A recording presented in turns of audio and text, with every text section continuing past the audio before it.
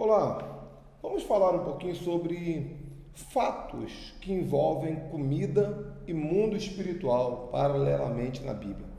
Certamente, se eu fosse falar todos os casos que envolvem alimento e batalha espiritual ou espiritualidade na Bíblia, eu ia falar aqui pelo menos uns 300 casos, mas eu escolhi alguns aqui, uns 5 ou 6 casos, só para contextualizar com a palavra tudo isso que nós estamos falando aqui e para deixar bem claro para você que alimentação é um assunto espiritual. Você deve ter percebido que nos vídeos anteriores eu fui alternando entre a questão emocional, a questão espiritual, como o diabo trabalha nisso. E pode ter certeza, independente se for uma influência física da alimentação, espiritual ou emocional, se for algo ruim, por trás sempre haverá um demônio. Isso é muito importante você guardar. O alimento, uma má alimentação faz mal para a saúde. Pronto, já é o suficiente para o diabo estar por trás disso. Faz mal para as emoções, faz mal para o estado mental, manipula comportamentos, traz maldições espirituais. Por trás de tudo isso que é negativo existe um agir maligno preparado, pré-determinado, trabalhado. As coisas não acontecem por acaso. Algumas coisas que estão acontecendo hoje, modas de alimentação, culturas, hábitos, são coisas que têm origem já de muito tempo, que o diabo já vem planejando há muito tempo. Tá ok, gente? Uma vez eu estava fazendo a libertação de uma pessoa e quando eu orei pela pessoa, eu ordenei que todo mal que estivesse oculto na vida da pessoa se manifestasse. E aquela moça, ela vomitou um feijão, uma espécie de feijão fradinho, tinha pedaço de um monte de coisa. E eu perguntei para ela, depois da libertação, qual foi a última vez que você comeu esse feijão? Quando foi que você comeu? Ela falou assim, já tinha mais de 8 meses. Então, uma comida amaldiçoada que ela comeu, e o diabo guardou aquela comida, a pessoa não digeriu, ficou guardada dentro dela pelo inferno, como um ponto de apoio de demônio, estava trazendo vários males para ela. Muitas vezes, numa libertação, a pessoa bota para fora através de vômito, bota para fora até mesmo de diarreia, através do suor, através de algum tipo de fluxo de sangue. Deus tem maneiras diferentes, inusitadas, para tirar de nós esse mal. Então, às vezes, uma pessoa vai parar no hospital, vai parar numa cirurgia, e por trás disso pode ser um agir de Deus de libertação, para tirar algo que foi infiltrado ali dentro da pessoa. Tá ok? Claro, é um assunto muito complexo, falar de medicina junto com tudo isso. Já estou falando de gastronomia, batalha espiritual, alimentação. Falar de medicina é um assunto muito complexo, mas eu queria deixar esse insight para vocês aí abrirem a mente. Bom, alguns cases de alimento e mundo espiritual. O primeiro deles é o mais conhecido de todos, a árvore do Éden. A árvore do Éden, a primeira batalha espiritual da Bíblia envolveu alimento. Estava ali uma árvore, estava ali Satanás e estava um alimento. A Bíblia não diz que é a maçã. Tem muita gente que fica enganada, pensa em maçã. Era um fruto, talvez até uma fruta que nem existe mais, uma fruta diferente, uma fruta especial. Mas o fruto da árvore que Eva comeu e ofereceu para Adão. E dali aconteceu o primeiro pecado da humanidade. Não é? Primeiro pecado, a primeira desobediência. Logo depois, Caim e Abel, quando Deus pede para cada um trazer alguma coisa. Um trouxe a caça, o outro trouxe um banquete de colheitas. E ali também falava de alimentação.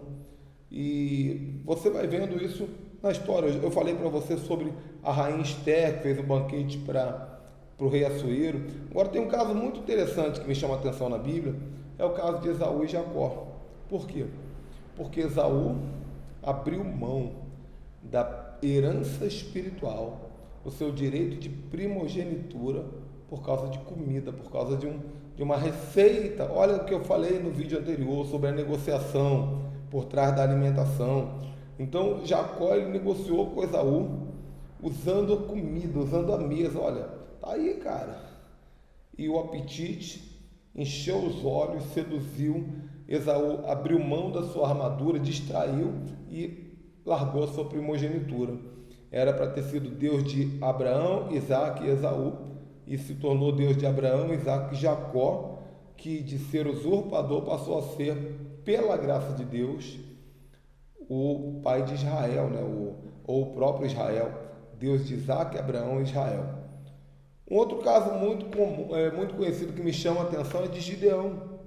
Gideão que estava malhando trigo no lagar, passando por uma crise de país inteiro, de nação inteira, porque os midianitas vinham de tempo em tempo saquear a colheita do povo de Deus.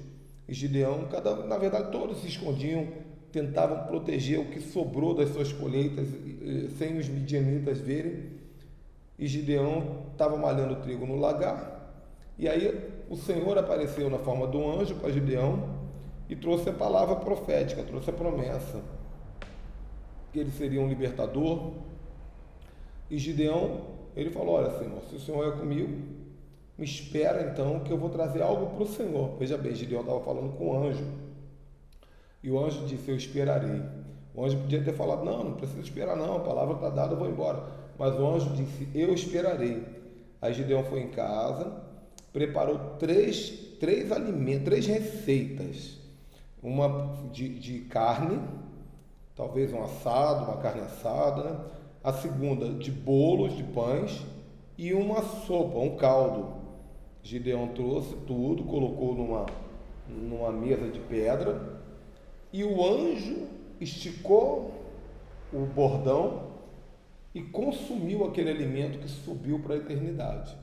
Então nós vemos mais uma vez o alimento aparecendo aqui como um assunto espiritual, profético, com a ativação espiritual do chamado de Gideão através de um alimento, de uma comida que ele ofereceu para Deus.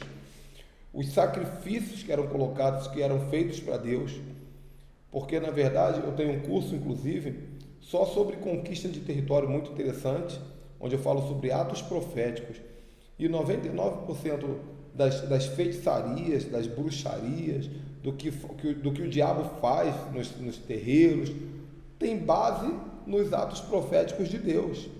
Então foi Deus que, o que nós vamos, muitas vezes você vai numa encruzilhada e vê um sacrifício de um animal, na verdade foi isso foi Deus que trouxe que colocou, introduziu na cultura do seu povo judeu.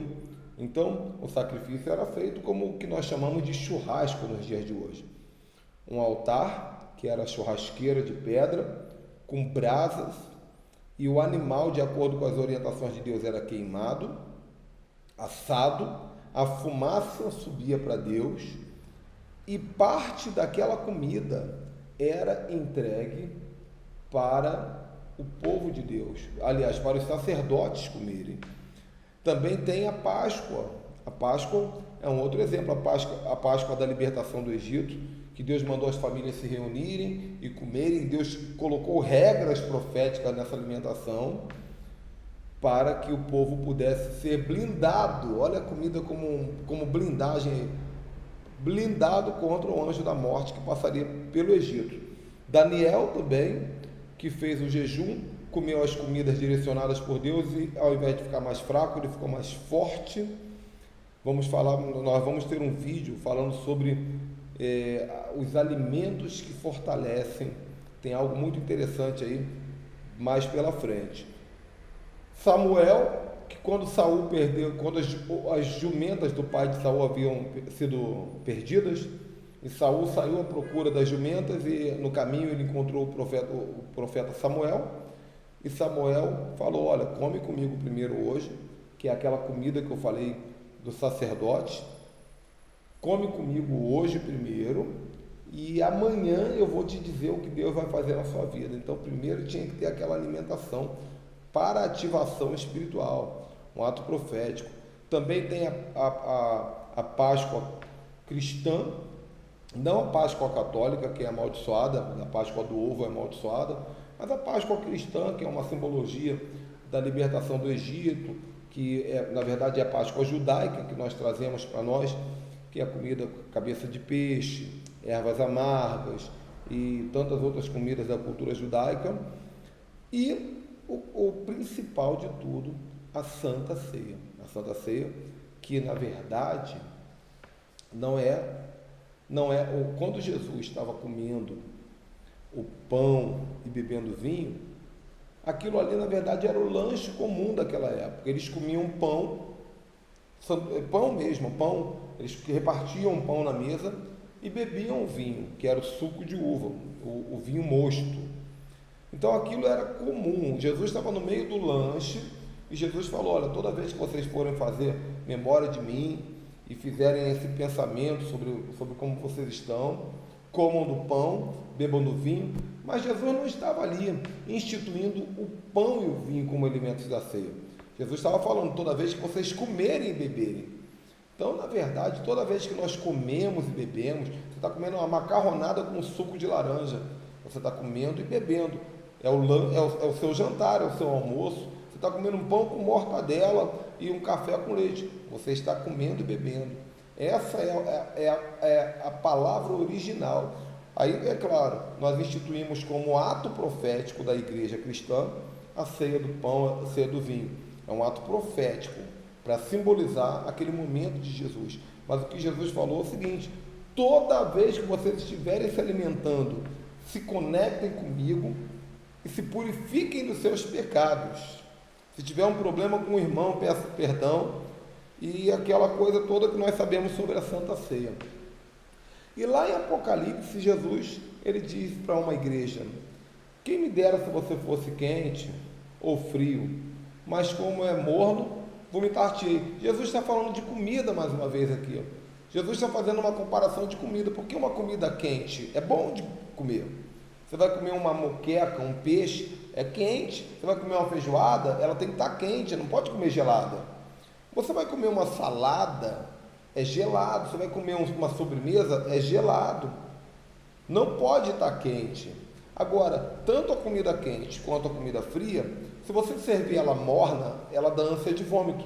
Então Jesus está falando de comida, ele está dizendo: você pode ser comida quente, você pode ser comida fria, mas comida morna não faz sentido. Por quê? Porque quando eu como, eu boto para fora. O próprio Jesus fala sobre isso.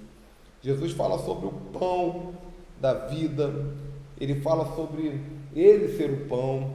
Então, comida é sim um assunto profético, é sim um assunto espiritual.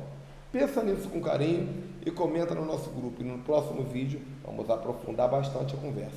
Tchau, tchau.